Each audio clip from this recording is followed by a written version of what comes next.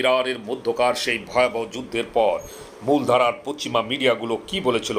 সবাই গলা ফাটিয়ে প্রচার করেছিল যে ইরানের সামরিক শক্তি অন্তত 20 থেকে 30 বছরের জন্য পঙ্গু হয়ে গেছে।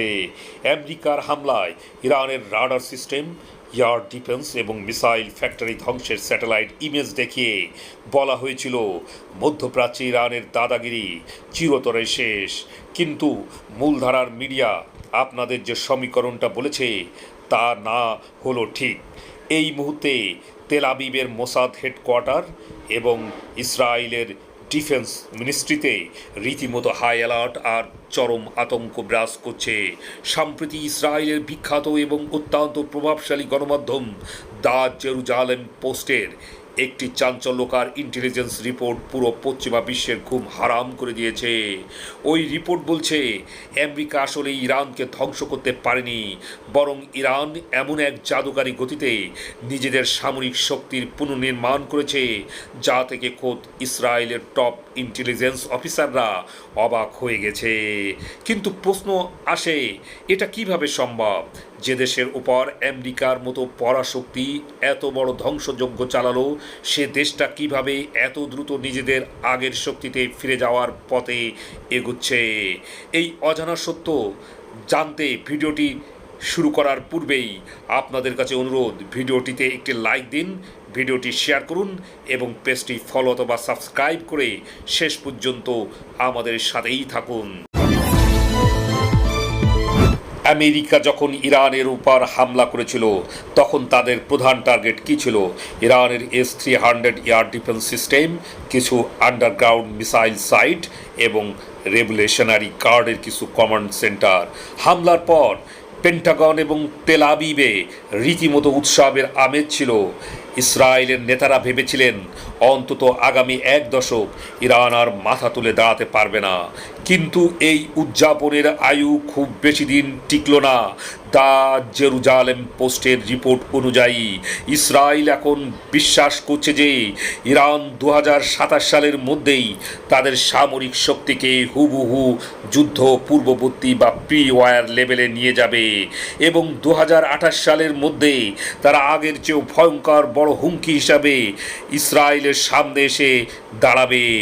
আমেরিকার কড়া নিষেধাজ্ঞার কারণে ইরানের অর্থনীতি তো এমনিতেই ঠুকছে, তাহলে এত টাকা আর এত আধুনিক প্রযুক্তি ইরানের হাতে আসছে কোত্থেকে?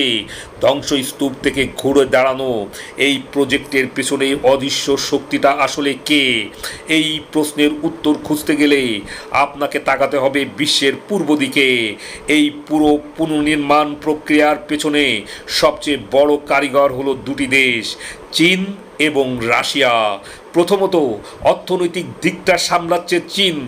আমেরিকার শত নিষেধাজ্ঞা থাকা সত্ত্বেও ইরান প্রতিদিন গড়ে প্রায় 1.5 মিলিয়ন ব্যারেল তেল বিক্রি করছে, যার সিংহভাগ কিনছে চীন। তারা এটা করছে ডার্ক শিপিং নেটওয়ার্কের মাধ্যমে, যা আমেরিকার রাডার আর ব্যাংকিং সিস্টেম সম্পূর্ণ বাইপাস করে চলে। অর্থাৎ আমেরিকার স্যাংশন ইরানের অর্থনীতিকে কিছুটা দুর্বল করলেও চীনের পাঠানো এই বিলিয়ন বিলিয়ন ডলার ইরানের মিলিটারি রিবিল্ডিং এবং এর জন্য অক্সিজেনের মতো কাজ করছে। এর পাশাপাশি ড্রোনের জন্য প্রয়োজনীয় ডুয়েল ইউজ মাইক্রোচিপ আর নেভিগেশন সিস্টেমও আসছে চীনের ব্ল্যাক মার্কেট থেকে। দ্বিতীয়ত, টেকনোলজিক্যাল দিকটা সামলাচ্ছে রাশিয়া। ইউক্রেন যুদ্ধে রাশিয়ার সবচেয়ে বড় ভরসা ছিল ইরানের শাহেদ ড্রোন। রাশিয়া এখন সেই ঋণের প্রতিদান দিচ্ছে। জেরুজালেম পোস্ট এবং পশ্চিমা গোয়েন্দাদের মতে রাশিয়া এখন ইরানকে অ্যাডভান্স সাইবার ওয়ারফেয়ার প্রযুক্তি, জ্যামিং সিস্টেম এবং এন্টি এয়ারক্রাফট টেকনোলজি সরবরাহ করছে। এমনকি ইরানের ধ্বংস হওয়া রাডারগুলোর শূন্যস্থান পূরণের জন্য রাশিয়া তাদের নিজস্ব স্যাটেলাইট ইন্টেলিজেন্স বা স্পেস ডেটা ইরানের সাথে শেয়ার করছে। এটি কোনো সাধারণ লেনদেন নয়, এটি হলো আমেরিকার বিরুদ্ধে একটি সরাসরি কৌশলগত পার্টনারশিপ। ব্যাপারটা বুঝতে পারছেন? আমেরিকা ভেবেছিল তারা বোমা মারছে ইরানকে 20 বছরে পিছিয়ে দিয়েছে, কিন্তু বাস্তবে এই হামলা উল্টো একটি প্রভাবক হিসাবে কাজ করছে। এই হামলার পর ইরান তাদের সামরিক দুর্বলতাগুলো চিহ্নিত করতে পেরেছে এবং চীন রাশিয়ার সহায়তায় এখন ইরান আগের চেয়ে শতগুণ বেশি ভয়ঙ্কর এবং আপগ্রেডেড। তো প্রিয় দর্শক, এই ভূরাষ্ট্রিক চাল নিয়ে আপনাদের কি মনে হয়? আমেরিকার ইরানে হামলা কি তবে একটি বড় ধরনের কৌশলগত ভুল ছিল? 2028 সালের মধ্যে ইরান কি সত্যি মধ্যপ্রাচ্যের সবচেয়ে অজেয় শক্তিতে পরিণত হতে পারবে?